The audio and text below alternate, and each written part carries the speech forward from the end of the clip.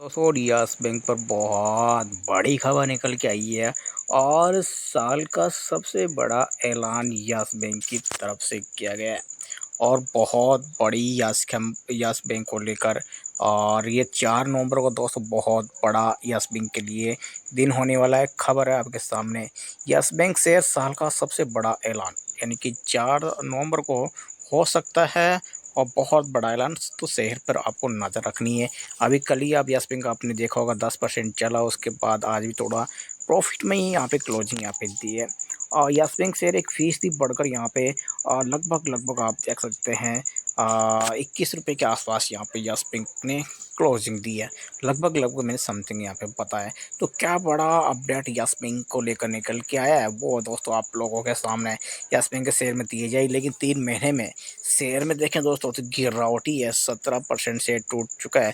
वहीं जनवरी से लेकर और अक्टूबर तक ये 3% ये लुढ़क गया है।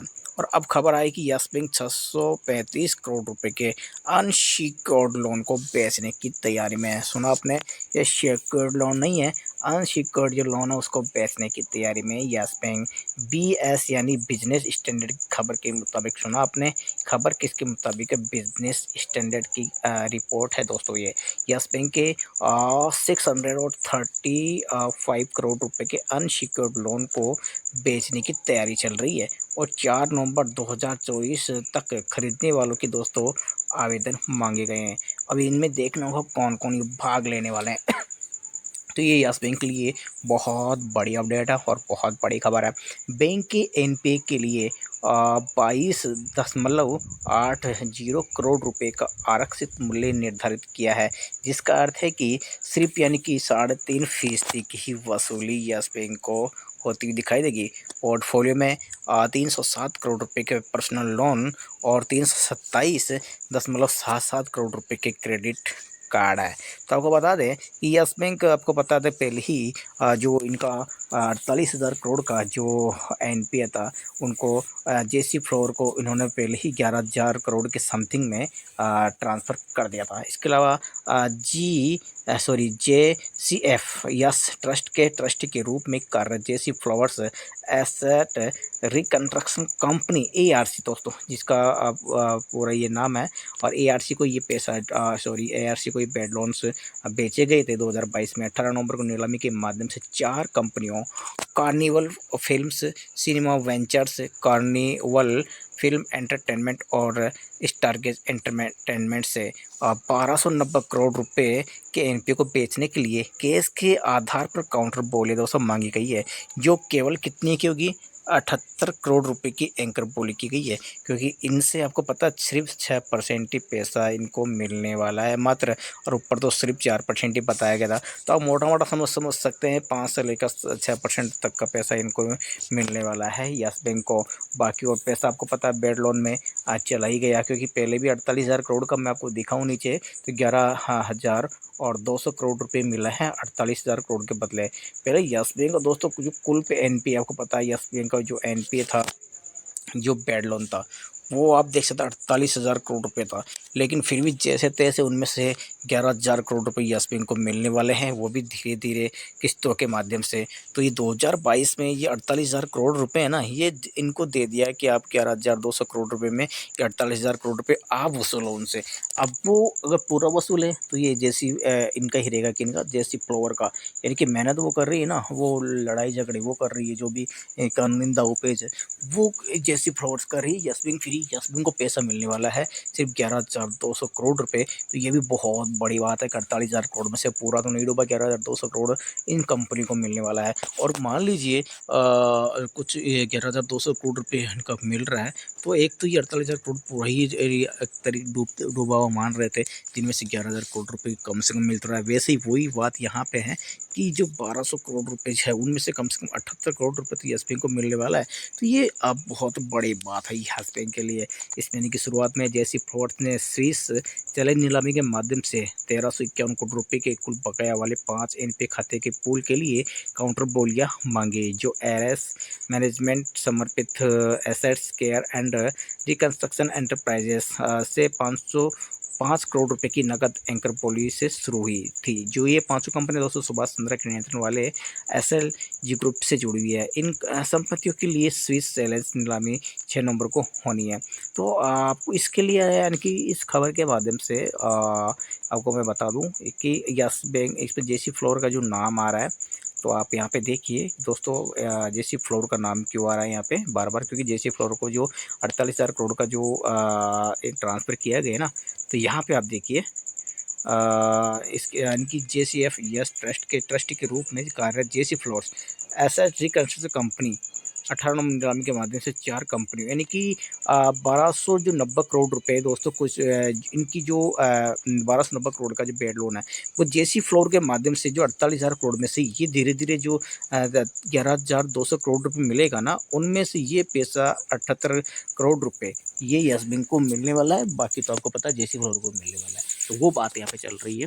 तो ये यस बैंक के लिए बहुत अच्छी बात है, इसको अपन गुड न्यूज़ यहाँ पे कह सकते हैं कि यस बैंक का बेड लोन धीरे धीरे यहाँ पे कुछ भले ही हल्का रिकवर हो, लेकिन यस बैंक के पास कुछ बेड लोन पहले भी रिकवर है और फिर से रिकवर हो रहा है, तो ये यस बैंक के लिए गुड न्यूज़ है।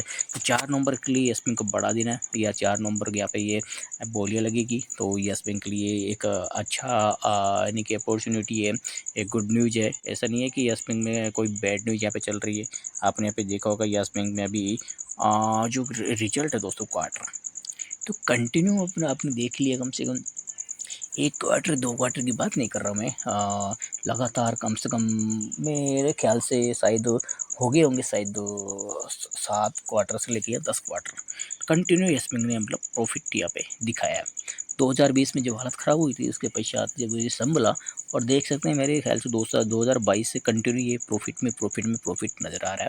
हाँ, भले ही प्रॉफिट चाहे 200 करोड़ का हो, चाहे 150 करोड़ का हो, चाहे 400 करोड़ का हो, चाहे 500 करोड़ का हो, क्योंकि यस बैंक में अभी उतना बड़ा बैंक नहीं रहा ये, जैसे कि पहले जो एचडीएफसी बैंक को टक्कर देता था, आईसीआईसीआई बैंक को देता था, उस समय इनका जो मार्केट कैप भी यस बैंक का काफ़ी ज़्यादा था, तो और उस समय इस हालत भी बढ़िया थी, तो उसी अनुसार प्रॉफिट आता था। उसके बाद यस बैंक पूरा डूब भी चुका था, उसके बाद आरबीआई ने बचाया, एसबीआई ने बचाया और बैंकों ने मिलकर बचाया, तो फिर भी यहाँ पे देखें तो 150% का प्रॉफिट जम। अब पहले जो प्रॉफिट आ रहा था 150 करोड़, उसके बाद में प्रॉफिट 200 करोड़, उसके बाद में देखा 300 करोड़ भी आने लगा, फिर अब देख सकते पिछली बार 400 करोड़ भी आया, और इस बार देख सकते 550 करोड़ भी आने लगा। तो धीरे धीरे मेरे ख्याल से यस बैंक है ना, हज़ार करोड़ का यस बैंक प्रॉफिट यहाँ पे दिखाने लगेगा, और वो फिर धीरे 1 2 3 4 साल बाद में देखना यस बैंक में 5-5 हज़ार करोड़ का भी प्रॉफिट यहाँ पे आने लगेगा। ये तो इसमें समय लगेगा, 5 साल भी लग सकते हो सकता है, 5-5 साल भी लग जाए। कि अभी आपने देखा एचडीएफसी बैंक का प्रॉफिट आईसीआईसीआई बैंक में देखिए 10-10 हज़ार करोड़, 10-10 हज़ार करोड़ का प्रॉफिट, माइंड ब्लोइंग 11-11 हज़ार करोड़ का प्रॉफिट। और अभी आईसीआईसीआई बैंक का तो आपने देखा होगा कितना 11 हज़ार करोड़ से भी ऊपर का प्रॉफिट निकल के आए। तो ये और अभी यस बैंक का कितना है 550 करोड़ का। यस बैंक का भी मतलब कुछ हालत जो मजबूत होने के पश्चात, मार्केट के बढ़ने के पश्चात और डिपॉजिट बढ़ने के पश्चात, तो टोटल जो प्रॉफिट है बाद में जो 5-5 हज़ार करोड़ रुपये भी यस बैंक में आता हुआ दिखाई देगा, तब देखना यस बैंक का जो रॉकेट किस प्रकार से बनता हुआ दिखाई देता है। फिलहाल यस बैंक अभी यहाँ पे आपको कंसोलिडेशन दिखाएगा, और 20 रुपये 19 रुपये से सपोर्ट लेके ये अभी 20 रुपये के ऊपर ही बना हुआ है।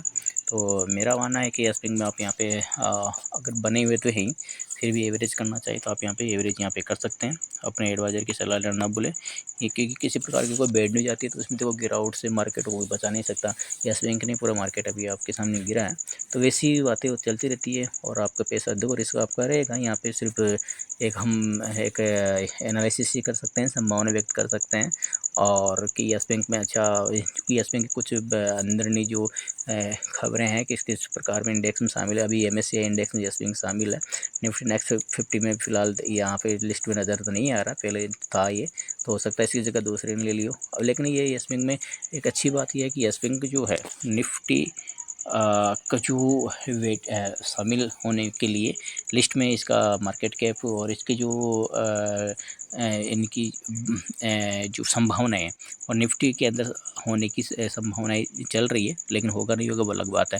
तो ये यस बैंक के मार्केट कैप के अनुसार और इसकी जो अच्छी ग्रोथ के अनुसार, इसका जो वॉल्यूम है, जो वॉल्यूम जो निकल के आता है उसके अनुसार ये निफ्टी के एक ये क्राइटेरिया में आता है। तो यस बैंक में मेरे ख्याल से यहाँ पे गुड अपॉर्चुनिटी है, अगर आप एवरेज रन करके चलते हैं तो लॉन्ग टर्म के पर्पज़ से ऐसा नहीं है कि आपने अपील किया भाई साहब मेरे को तो कल ही प्रॉफिट चाहिए या मेरे को एक महीने प्रॉफिट नहीं है, वैसा नहीं चलेगा। आपको यहाँ पे समय दें, आप उस पैसों को ऐसा भूलना पड़ेगा कि मैं उस पैसे की मैंने एफडी का या करवाई है, 15 साल की एलआईसी करवाई है या 5 साल की एफडी करवाई है। वैसे वो आप अगर सोच रखें तो निवेश कर सकते हैं, लेकिन एडवाइजरी की सलाह लेना ना भूलें और उतना निवेश करें जितना दोस्तों आप बचा सकें। यानी कि आपके पास अगर 10 लाख है तो आप यहाँ पे 50,000 1 लाख निवेश कर सकते हैं। एडवाइजरी की सलाह लेकर 1 लाख है तो आप समझ सकते हैं कितना कर सकते हैं, 10,000 20,000 इतना। ठीक है, चलिए दोस्तों मिलता है नेक्स्ट वीडियो में। दोस्तों वीडियो अच्छा लगे तो लाइक करके शेयर जरूर कीजिएगा। चैनल सब्सक्राइब नहीं अभी कर डालें। यस बैंक में अगर मेरे ख्याल से यहाँ पे जो आगे जो नेक्स्ट टारगेट आने वाले हैं वो यस बैंक में 27 रुपये और 50 पैसे के टारगेट आने वाले हैं, क्योंकि दोबारा से इसको हिट करेगा और लोग यहाँ पे डर के और आउट होने वाले हैं। 27-50 का सीधा ही यस बैंक निकलने वाला है, वो निकलेगा 33 रुपये के आसपास। वहाँ पे लोगों की पोजीशन खाली हुई दिखाई देगी, क्योंकि यस बैंक ने काफ़ी दिनों से परेशान किया। 33 से 20, 20 से 33 इस प्रकार चलता है। तो ये 33 पे जैसी पोजीशन खाली होगी और ये फिर बन जाएगा पीसी ज्वेलर की तरह, सीधा जाएगा 50, 50 से सीधा जाएगा 100 और फिर ये 150 इस प्रकार चलता जाएगा। इस जैसे ही आप लोगों की पोजीशन खाली होगी तब निकलेगा, ऐसा नहीं निकलेगा। ऐसा नहीं कि 150 पे निकल जाए भाई साहब। 150 वही बंदा जाएगा जो बोल जाएगा मैं यस बैंक में ठीक है 5 साल 10 साल देखूंगा नहीं, तभी वो 150 तक का भाव बेच पाएगा। नहीं तो आप मैं बता दूंगा यहाँ पे आप 30 पे 40 पे आउट होते हुए दिखा दूंगा, सब भाव यहाँ पे आउट हो जाएंगे। बड़ा प्लेयर जो है और जिनके पास क्षमता है तो पैसे की भूलने की क्षमता रहती है, यहाँ जिन्होंने लगे कि मैंने एफडी एलआईसी करवा के एफडी के अंदर भी आप 5 साल में पैसा आप नहीं निकाल सकते हैं।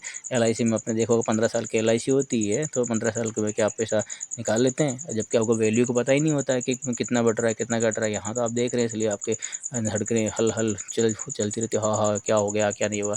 वहाँ पे वही बात है, एलआईसी देखो खुद यहाँ पैसा लगा रखी है, एलआईसी का खुद यहाँ पे शेयर लिस्ट कर रखी है, वो अपना पैसा लेकर यहाँ पे मार्केट में दाव लगाती है, रियल एस्टेट लिस्ट में दाव लगाती है और वहाँ से कमा के खुद पैसा रखती है कर्मचारियों को देती है और अपनों को क्या देती है 15 साल में थोड़ा सा मुनाफा मात्र।